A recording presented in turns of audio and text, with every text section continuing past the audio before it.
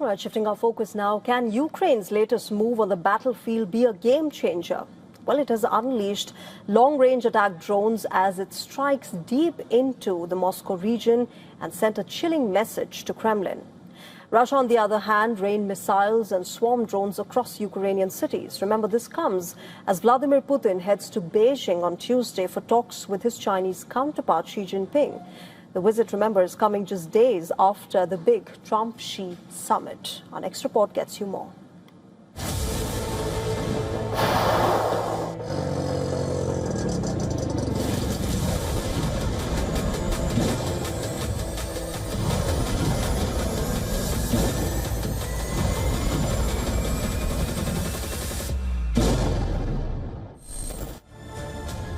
Ukraine is taking the war straight to Moscow's doorstep.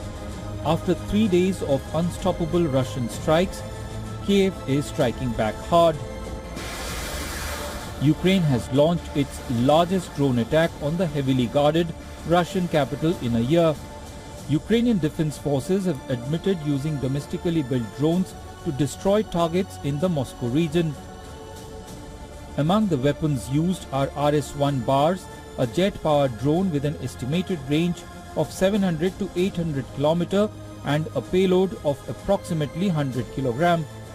Ukraine also unleashed the Firepoint FP-1, a long-range kamikaze drone which is said to have a range of up to 1600 km with a warhead of up to 113 kg. Another long-range drone used in the operation has been dubbed as the Bars SM Gladiator. The priority remains the consistent build-up in the use of long-range strike capabilities to the fullest extent possible against a wide range of military targets, which are scattered across the vast territory of the aggressor's country. Ukrainian Defense Ministry claims the drones struck the Angstrom plant in Moscow region. It specializes in the production of high-tech products and microcircuits for high-precision weapons. On Saturday, sizable drone fragments fell on Russia's busiest air hub, triggering hours of flight delays and temporary airspace closures across major Moscow airports. The strikes come after Russia unleashed overwhelming firepower across Ukraine. Moscow fired 47 missiles and launched nearly 1,600 drones in just 3 days. Zelensky hails Ukraine's growing drone capability after massive Moscow strike. Our long-range capabilities are significantly changing the situation and the overall perception of the Russian war around the world. Many partners are now signaling that they see what is happening and how everything has changed. The war is, quite predictably, returning to its home harbor. Moscow is also striking back. Russian strikes have pounded Dnipro and Odessa, damaging homes, sparking fires across the key cities. The attacks come as US-mediated peace efforts remain frozen. The Kremlin says negotiations could resume after earlier dismissing talks as a low priority. But on the battlefield, diplomacy is being drowned out by drones, and with both sides expanding long-range strike capabilities, the war is entering a far more unpredictable phase. Bureau Report, WION World is One.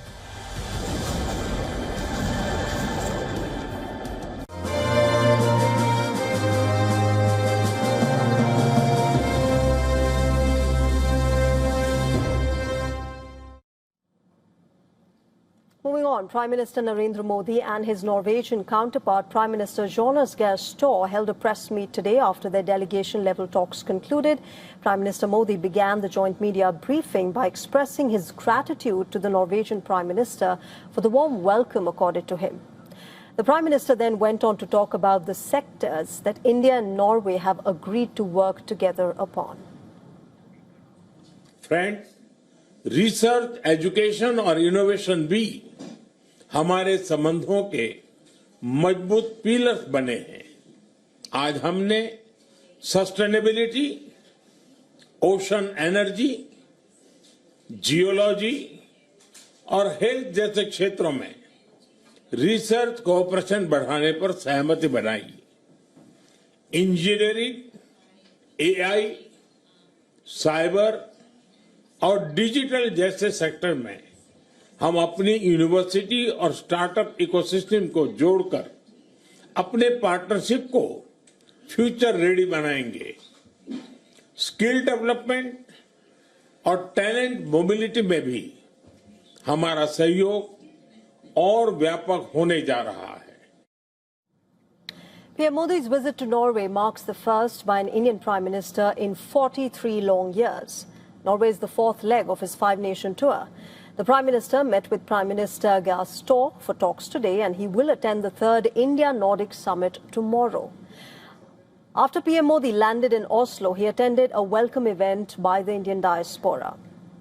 He witnessed dance performances that reflected India's cultural diversity, and he said that he was proud of the diaspora for keeping the country's culture alive and vibrant.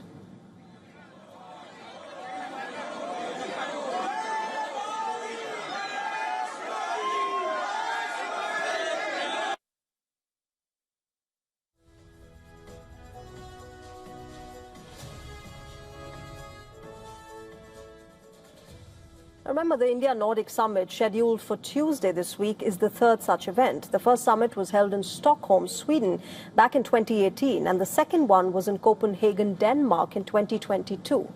The leaders of Denmark, Finland, Iceland and Sweden are all expected to attend tomorrow's summit in Oslo. And our assistant editor for Foreign Affairs, Siddhant Sibbal, has sent us this report. Take a look. India and Norway have decided to upgrade their strategic partnership to Green Strategic Partnership. This was announced by the Indian Prime Minister Narendra Modi and the Norwegian Prime Minister. Now, essentially, this entails more focus on green shipping, blue economy, green technology, renewables. The message was the fact that the technologies of Norway can be given the scale of India, and that can provide global solutions. But the message was also on strategic alignments between India and Norway. We know that the focus was also when it comes to the global instability caused by conflicts both in Europe and in West Asia. And both leaders discussed on that as well. Now, on Tuesday, the Indian Prime Minister will take part in the India-Nordic summit. This will be third such summit where there will be discussions on a range of issues, including on technologies and renewable. Siddhant Sibbal for WION from the government guest house in Oslo, Norway. But it doesn't end here. There's another revelation in this drop site report that exposes Pakistani embarrassment. In 2024, Pakistan sought nuclear second strike capability from China. But despite their close Iron Brother alliance, Beijing refused to cross the nuclear threshold.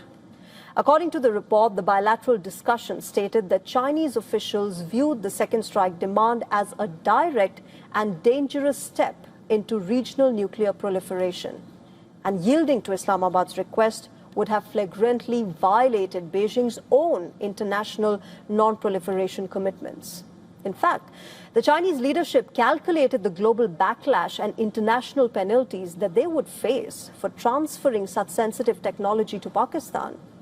Once again, Pakistan's failure to get what it wants from its own old ally exposes the fault lines between what Field Marshal Asim Munir portrays to his country and the lies and hyperbole that lies beneath those claims. All right, shifting our focus now to India, the state of Haryana has reported a major drop in girl child births, prompting the state government to step up action against illegal sex selection and involve religious leaders in awareness campaigns. To this effect, the state government has roped in Pandits, Maulvis and Granthis to tackle the declining sex ratio at birth, and the figures alone tell the story. The sex ratio at birth for the first 4 months of 2026 has reportedly fallen to 898 girls per 1,000 boys. During the same period last year, the figure stood at 909. The fall has led the government to direct Pandits, Maulvis and Granthis across the state to counsel newlywed couples against sex selection during marriage ceremonies. As per experts, Haryana has historically had the lowest sex ratio in India, driven by a deep-rooted cultural preference for male children and exacerbated by female feticide. In fact, in January of 2015, Prime Minister Narendra Modi had launched the Beti Bachao, Beti Padhao campaign from Haryana's Panipat. After the 2011 census showed Haryana's sex ratio at birth at 879, the child sex ratio for the 0 to 6 age group at the time stood at 834 girls per 1,000 boys, which is the lowest among all the states of India. The state later recorded improvement. The sex ratio at birth rose from 876 in 2015 to 900 in 2016, and it peaked at 923 in 2019. After a dip during the COVID years, the figure returned to 923 in 2025. Taking cognizance of the declining sex ratio trend, Haryana's additional Chief Secretary for Health, Sumita Mishra, last week held a review meeting and directed districts to intensify raid against illegal sex determination and strengthen surveillance, along with community organizations and local institutions. Religious leaders have also been asked to take part in social awareness efforts. In the majestic mountains of Kashmir, an ancient tradition still pulls entire villages into the water every summer. No machines, no modern tools, just baskets and nets. Our next story takes a look at this 400-year-old ritual that blends celebration with conservation. Take a look.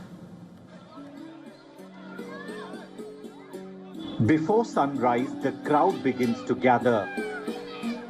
Men wade into water carrying handmade wicker baskets and old mosquito nets. Then the hunt begins. In South Kashmir's Anantnag district, hundreds of villagers assemble every May for this centuries-old Rohan Posh festival at the historic Panzat spring near Kazigund. What looks like a massive community fishing contest is actually something far more important. It's a massive annual cleanup operation hidden inside a celebration.